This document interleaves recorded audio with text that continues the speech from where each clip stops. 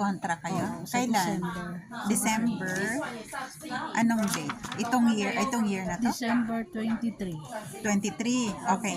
So, ngayon is ano tayo, May. So, itong from December 23, mag-i-end yung kontrata nyo. Opo. Ngayon, nasa batas siya na 4 to 2 months. Dapat si amo at saka si broker may survey yan. Okay? May 3 choices. Oo, may 3 choices yan. Whether one is rehire, second is transfer. Kung ayaw nilang i-rehire kasi ayaw na nilang mag-continue ng kontrata, so magpa-transfer ka kung ayaw mong umuwi. Okay, the third one is uwi. Ito mabilis lang yung uwi.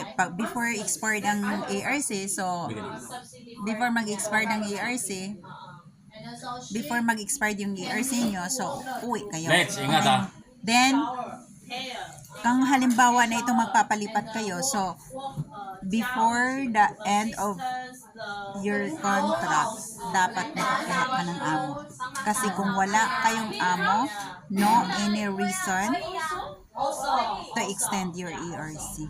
Okay. So, yun po yung pag-finish contract. So, this year po, 2026, December 23, ang end ng kontrata nyo.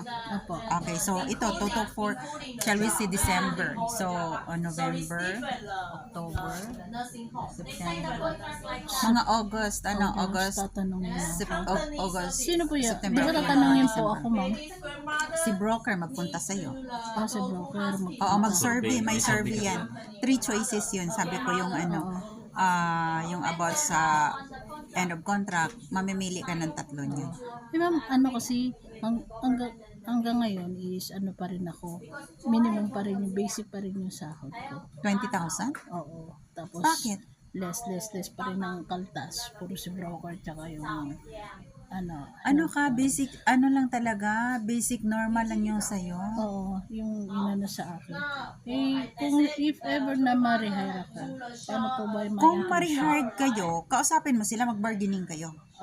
Sabihin nyo na, ma'am, taasan nyo yung sahod ko kung po pwede. Ilang years ka na sa Taiwan? Pang 12 years ko na ito, ma'am.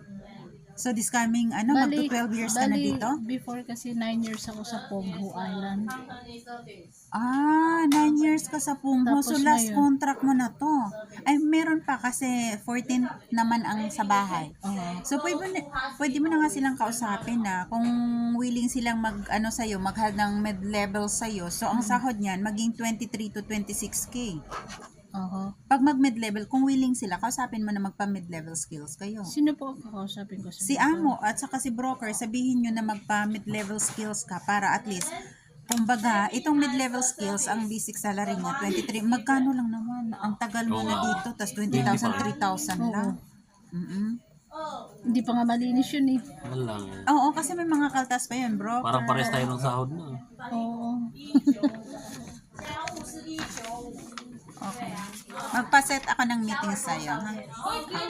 Inform na So, lang. balik kakausapin ko si broker. Oo. Sino muna ang kakausapin ko, ma'am? Si broker, sabihin mo, mag-i-end ka na ng December. So, itanong mo kung willing ba ang employer mag-hire sa'yo as mid-level skills.